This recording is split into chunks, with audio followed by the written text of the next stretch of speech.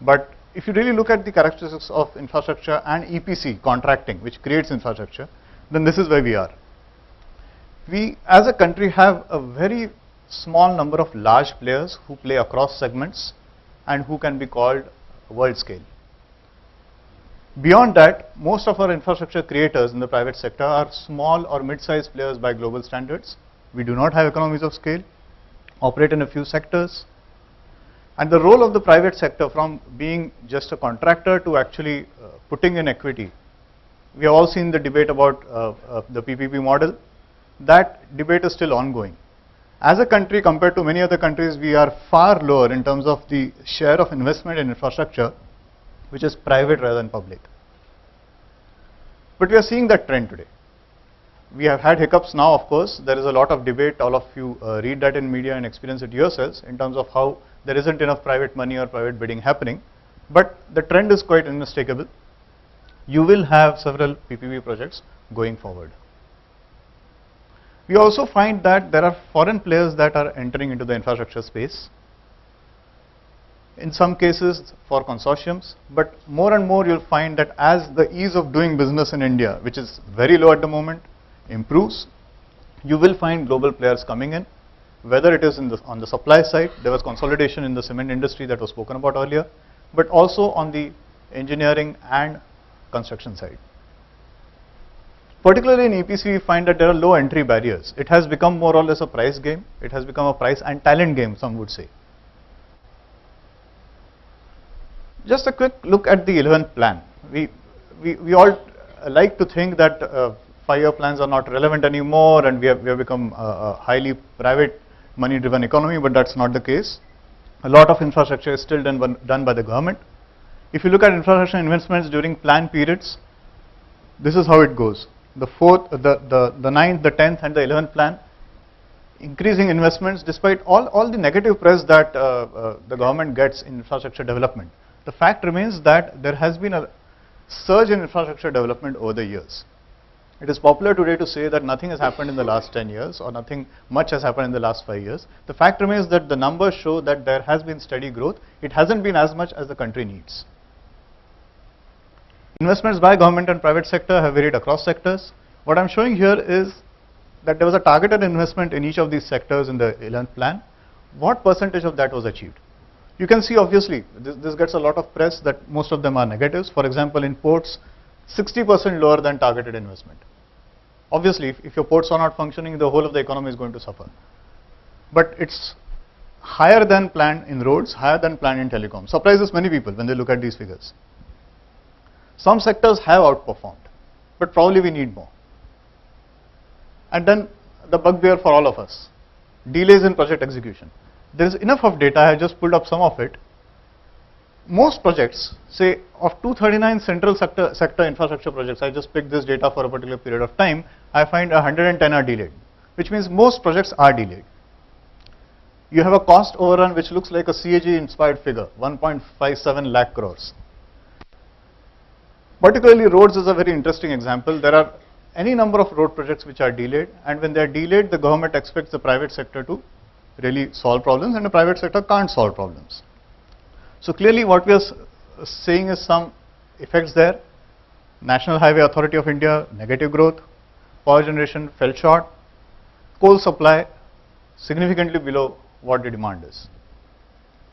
And it's very interesting who's saying this line at the end. The economic survey itself says, unless it is significantly improved, infrastructure will continue to be a bottleneck for growth and an obstacle to poverty reduction. So irrespective of what we are doing, whether we are in the public sector, whether we are running the country, whether we are running a company, or whether we are working for a company, we should all be worried about these 2 or 3 areas. They affect all of us. What are the key issues plaguing the infrastructure sector? I spoke about several different issues anecdotally, but these are more or less the issues. One, issues in land acquisition and environmental clearance. What we see is also it is not a question of decision making as it is made out to be, but also more a question of governance and management, of setting the mechanisms in place to really ensure that even with the best of intentions, decisions take place. We also see in our own work with companies that there is a dearth of good project management, which leads to unnecessary delays. Inappropriate structuring of projects, where the risk is put on one party while the reward is with another. Skilled manpower, we all say that across sectors. In fact, that's a problem for the entire growing economy. Skilled manpower is shortage. This is something that we have seen a lot. EPC players entering into a developer mode and then having underdeveloped risk management and assessment practices, and hence indulging in what in retrospect is irrational bidding. So what you find is bids where somebody wants to do a road project and thinks he does not need a viability gap funding, and then is in great trouble later. And there are others who very wisely stayed away from those projects, and they are probably happier today. And this has led to a slowdown overall in realizing the cash from these projects, and hence the lack of money for new projects. Jumping onto the budget, because that was a laundry list. It's easy to say things are not happening and things are not going well and everything is a problem. But I was able to use 3 different colors when I was speaking about the budget, and I'm happy to say that. The green represents those areas where I think something significant has been done by the government in this budget. And mind you, this is a budget which is only up to February, so they have another chance. So roads and highways, I think they're poised to really regenerate investments here. The announcements across the NHAI as well as the Gram Sadak Yojana. Smart cities, great announcement, but directional in nature. What I essentially said is, there have been jokes, I tend to take this lightly, where people say, 100 smart cities, 7,000 crores, is it 70 crores per smart city? Obviously not, it is feasibility studies and it is the first step. But directionally makes sense. What would happen on land acquisition? Again the question. Power and renewables, I was expecting more from the budget. There have been the right noises. This government has consistently made the right noises. But we need more proactive steps on electricity supply, distribution, as well as on coal. Very interesting to see SEZs and industrial corridors again being spoken of. We are all left wondering why SEZs are being revived after being moribund for 2 or 3 years. But the directionality is there. There is a 3P India being set up, which will actually work out how to have private money again into infrastructure, namely the PPP route. Infrastructure financing itself, very bold steps, very interesting steps being taken. Banks to be allowed to raise long-term debts, and the possibility of having a real estate investment trust or a infrastructure investment trust. The infrastructure investment trust is not a new model. It is very much in operation in several countries. It makes complete sense to both securitize that debt as also make it long-term, and also the tax breaks that are being now offered. So it is a time-tested model, and it should work once it is put in place. Shipping ports and airports, there has been noises made about development of ports. It remains to be seen exactly what happens. And I have put in the railways because the railways budget, though it is separate, is assumed to be part of the government's financial direction. And while in the railway budget we hear about the bullet train, we hear about FDI in railway projects and so on and so forth. In the past, railway budgets have not stuck to promises as much as the general budget has. And therefore, let us wait and watch what happens with the railways. Even before the change of government, the government had initiated some steps on the infrastructure sector. Fortunately or unfortunately for the earlier dispensation, it did not probably bear fruit by the time change of hands took place. There was the cabinet committee for investment, there was the PMG. The PMG was set up with these explicit ideas: assist the states in setting up a state level PMG, ensure faster clearances, essentially try to have a single window or less confusion, digitize the process for clearance of infrastructure projects, and create a mechanism where you can coordinate with all concerned agencies. Very good intentions. We expect that the new government should take that forward and make it a success. Having said all that, what is it that we are speaking about? We are speaking about this kind of numbers. The total projects opportunity, very famous number in the 12th plan, 2012 to 2017, supposed to be $1 trillion. This $1 trillion is spoken about a lot. What is more important is this is what is envisaged. Private sector participation, which is in light blue on the right, compared to public participation, that is government money, which is dark blue on the left. So in several sectors, the government expects the private sector to spend most of the money. Airports 80%, seaports 87%, telecom 92%, but even power 55%, even railways 20%. So the government expects industry to fund the the nation's development through infrastructure, which means there are some sectors which will do better than others. We think sectors like road and power will expect, that they will continue to attract a large share of proposed investments. There are specific business cases that can be made out there. PPP, as I said, will continue to be a vehicle of choice. Growth in railways and optimization of the freight tariff would help. Sources for financing, as I said earlier, if that is locked up, that would help. And like the DMIC, the Delhi-Mumbai Industrial Corridor, there are some other corridors which are in discussion. If all of that is taken up, that would give a fillip to overall infrastructure. And last but not the least, what are the imperatives? What needs to be done?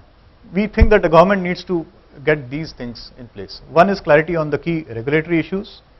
We spoke about the Land Acquisition Act. There are also other issues. There are people now privately saying that with the current Land Acquisition Act, it is impossible to acquire any more land, and therefore government cannot help the private sector to create any opportunities for building new infrastructure. Appropriate structuring of the project, the debate between EPC and PPP which I spoke about earlier. The issue really is not about whether it has to be EPC, BOOT, PPP and so on. The issue really is balancing the ability to take risks with the ownership of risk. So what happens is, if you are building a bridge and you find that the private contractor can't finish the bridge because there is a temple in between. Now he does not have the ability to do anything about that without the involvement of the government. However, the government expects him to complete it on time. So there is a disconnect between the ability to take on risk and the contracting of risk. So once one looks at that, PPP by itself should work. And then strengthening of the financing mechanisms. In addition, it's not all government. To round off, private players also need to evolve their processes to employ better risk management, better project management. In our work, we find today that a significant proportion of the delays that are being put onto government, put onto the environment, put onto external factors can actually be controlled by contractors and developers through superior project management and risk management. Yes, the point is then made that talent is one of the issues when improving project management. We find that processes is the other issue. Whether it is bidding, it was mentioned that I wrote an article some time back on EPC bid management. Yes, we wrote that because we found that there is a lot of irrationality and unscientific behavior that is at play when companies bid for government and private projects in our country. And also sourcing and sourcing practices in particular, we find that not enough is done on how we source better. So really, if you look at all the players in infrastructure, whether it is project developers, whether it is the EPC contractors, whether it is the technology or equipment supply, whether it is the operations and maintenance, there are several growth choices that are available. There are several questions that are being asked. We find that while we speak a lot about whether the government is asking the right questions and getting the right answers in place, as private players also, only those of us will do well who actually ask these questions for ourselves.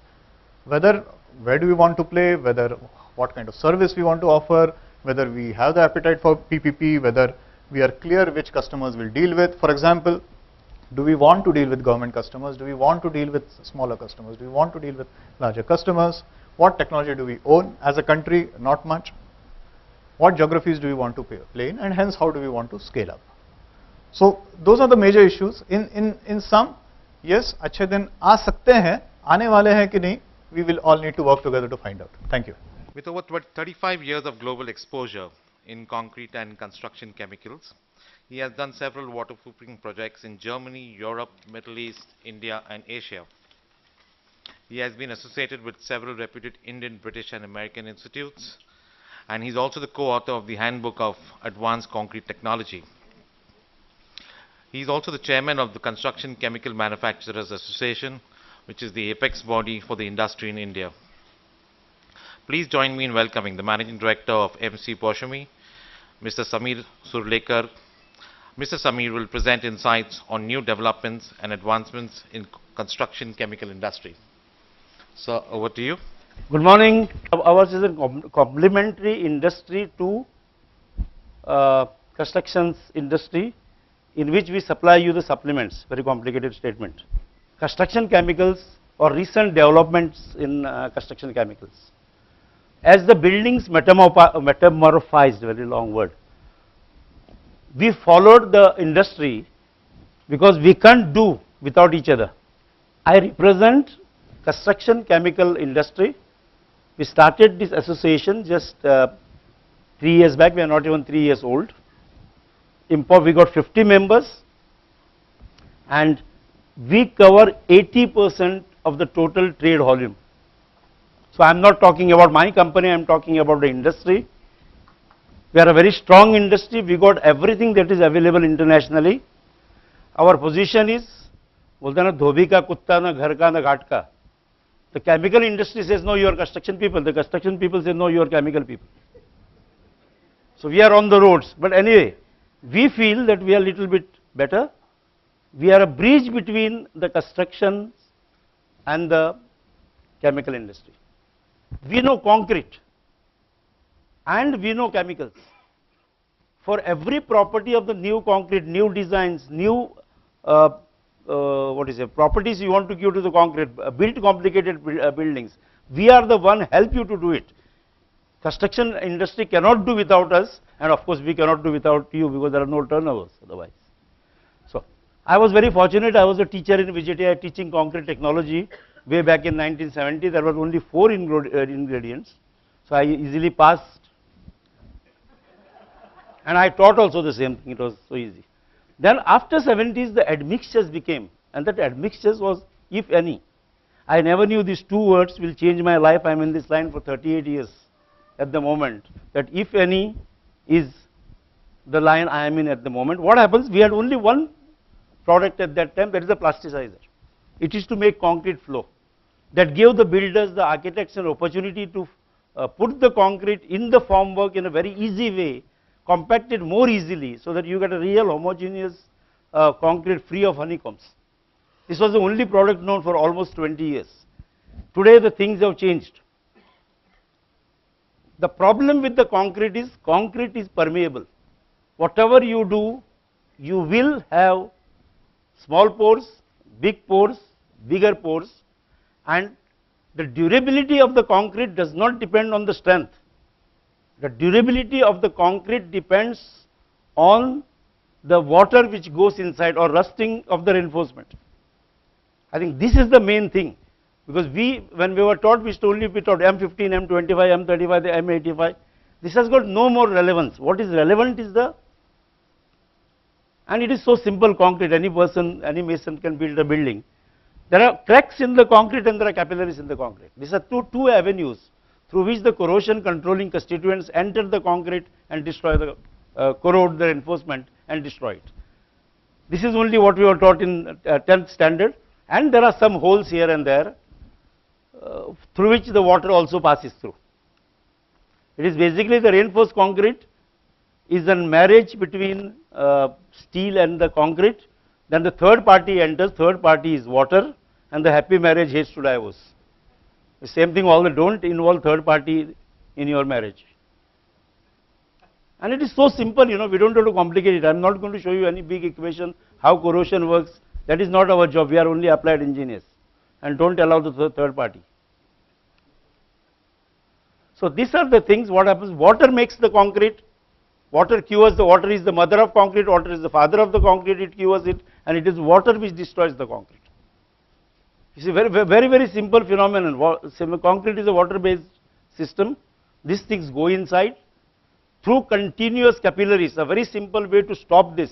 If the capillary is discontinued at the water cement ratio of 0.4, water won't go in. 95% of your problems will be solved with 2-line specification. No concrete should be cast with a water cement ratio of more than 0.4. We are doing today concretes up to water cement ratio of 0.22 to give totally impermeable watertight concrete. This is what happens. The rust what we need from the concrete. Basically, we needed aesthetics, which is made out for architects, very difficult. Draw a curve and tell the engineer you put the concrete inside, made our life more difficult, and also of the structural consultants.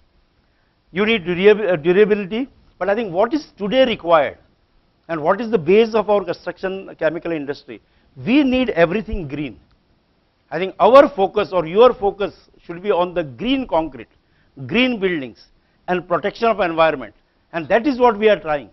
Today there are such stringent rules in European countries that every chemical that we use in construction chemicals has to pass REACH specifications. By 2018, we cannot use anything that will go inside, mix with the groundwater, pollute your groundwater and destroy the environment. I think this should be the basis. So we understand concrete, and that is our unique strength. We are basically concrete engineers. We got only 3 areas of expertise, which makes about 6,000 products altogether. We improve the concrete. If you don't pay us money at that time to improve your concrete, then it gets damaged. We repair the concrete. For us, it is more all the same. Actually, repairing we make more money. And I think what is most important is protecting the concrete. And today, this concept, the only concept that you have to take, or what is the development, protection of the concrete, the T2 bridge here, I think it's built by L&T and designed by, I don't know, I think this T2 terminal, it is protected bridge. Also the first bridge we protected was JJ under Dar consultants, but now this should be the trend. I would have gone still faster, but this so good, you should have a good concrete. Now you want to pump concrete up to say 600 meters height, so we have gone into nanotechnology. We are going to very fine materials which keep the cement grains separate. Then you want a self-compacting concrete, because in Japan it made a lot of noise, people wanted to sleep at night. In India, as a developing country, we are used to noise, but self-compacting concrete is an excellent concrete where you don't have to vibrate it. Point of warning, there is nothing called semi-self-compacting concrete. There is nothing called modified self-compacting concrete. Self-compacting concrete means self-compacting concrete, you can't even tap it. It will be destroyed. It is very sensitive to water, difficult to make, more quality control, trouble to your life.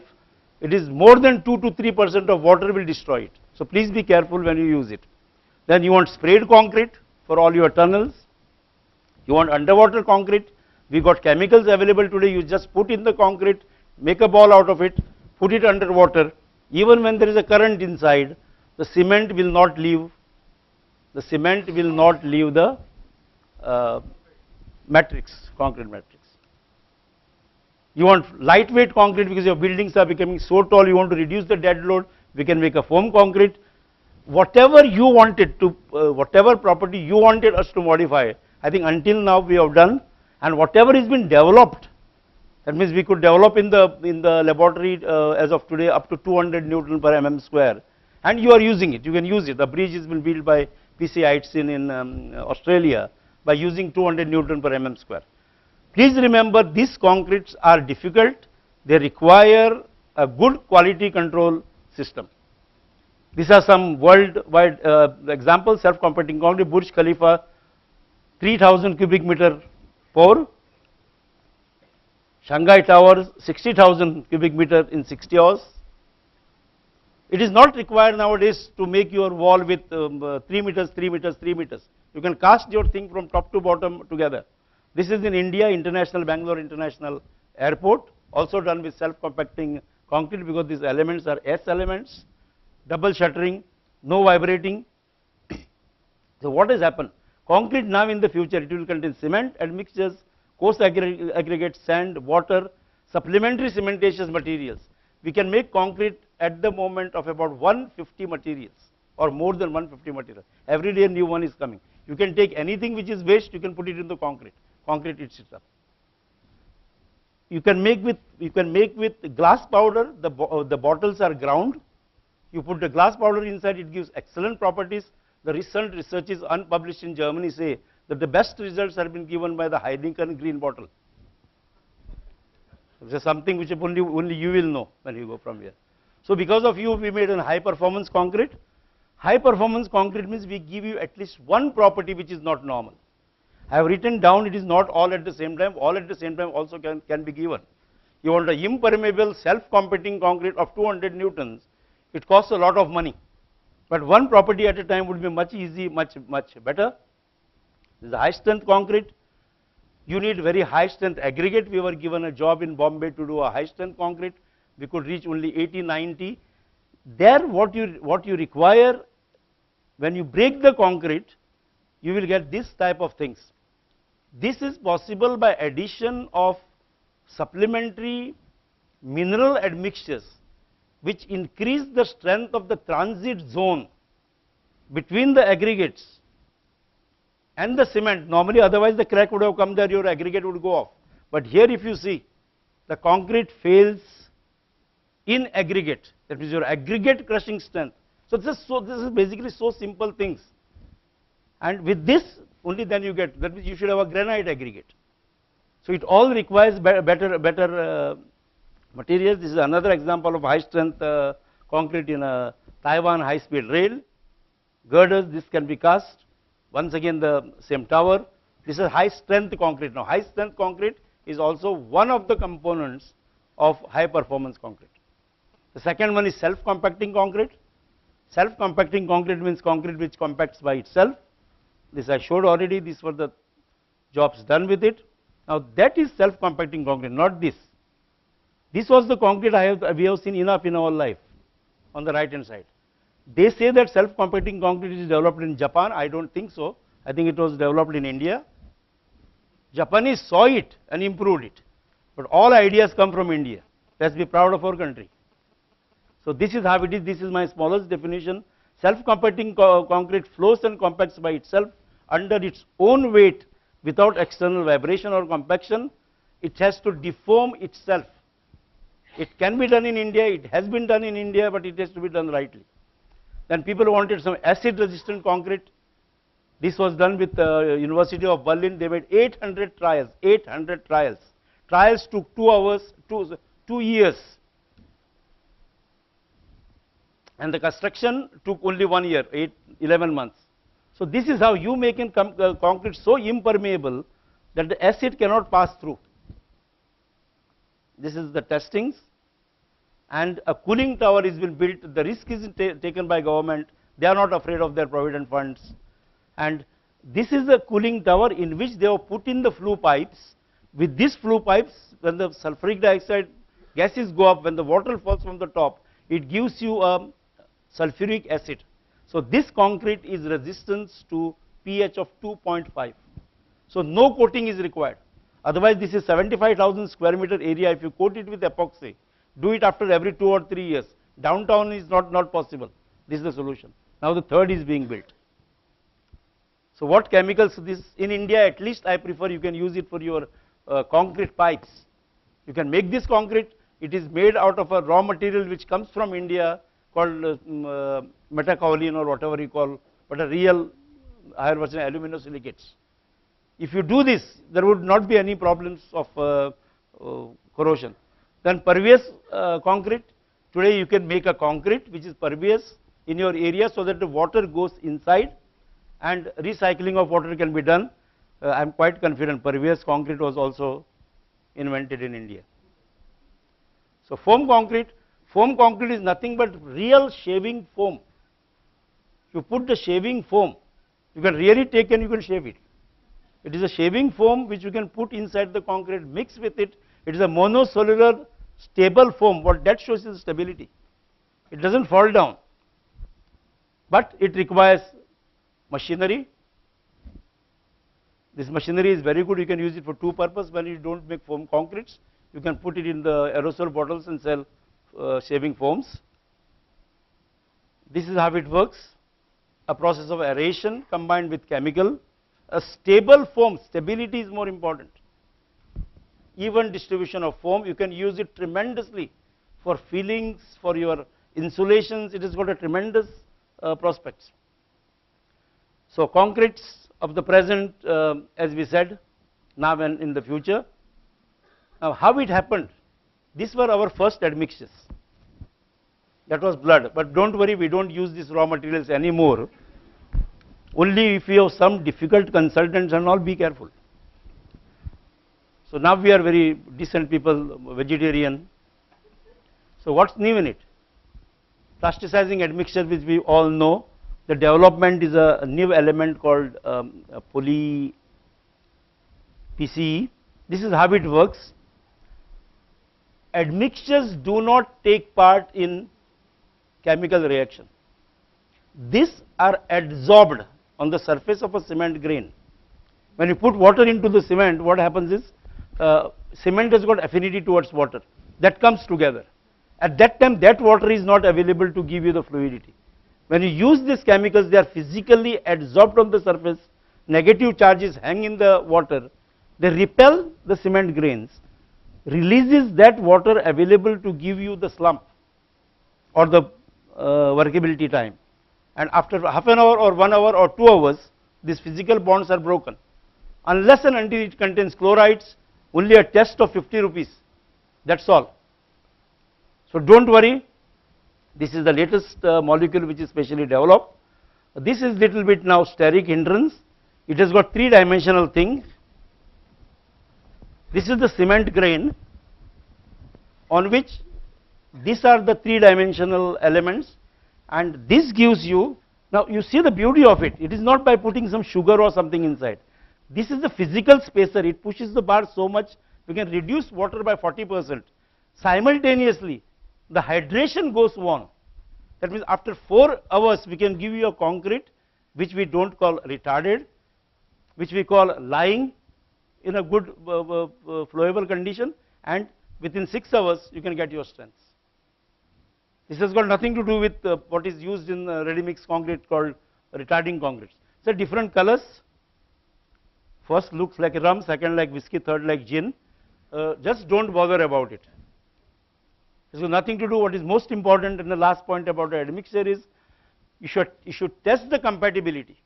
Most important thing, your cement may be good, my admixture may be good, but a compatibility testing is the main thing that is required, can be easily done in India. A simple marsh cone, and then find out. So preliminary trials are mandatory for selection of plasticizers. 800 trials were done by TU University in Berlin to find one mix. I request this ready mix people at least do 3 or 4 trials. They will put something inside. They will tell you, "Aapka product chalta nahi." We are the first people. So I can also say, "Aapka cement chalta nahi," but we are small people. So now what has happened is, this is the concrete of the future.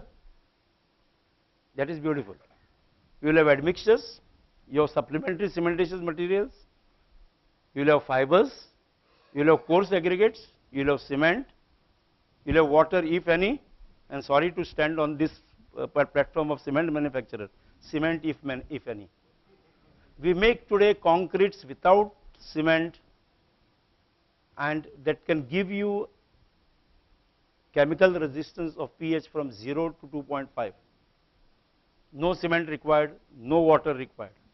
Other thing which I am just touching 2 or 3 topics. This is the second topic. I'll go quite fast. Waterproofing is one of our main problems. So what a change in waterproofing. Bucket has been our oldest form of waterproofing. Right from my childhood, bucket is a good friend of construction chemical industry. You see, it is there. No jokes. You see, this is rains in ground terminal 1C in 2010. The bucket is there. This photo is taken 2 days, 3 days before when I am going to Delhi. So why use the product? Buy few buckets, solves your problem. So this is how the water goes inside, water comes inside, or whatever it is. This is the latest. We are the people at the butt of the jokes. Once upon a time Raj Kapoor was seen there, but you see now this is the worst one for us as a civil engineer. People are taking bath through the water going through metro. So it's very latest things. So we can stop this. Don't worry. Yeah, it has gone viral, you see. So I used it. So this why this happens, because of our age-old brick bed Koba, which has got no relevance today. You cannot take a brick bed Koba on 80th floor. That time the bricks were good, they were available, they were broken. Today you buy new brick, you break it, you put it. Brick bed Copa is one of the best systems. It gives you slope.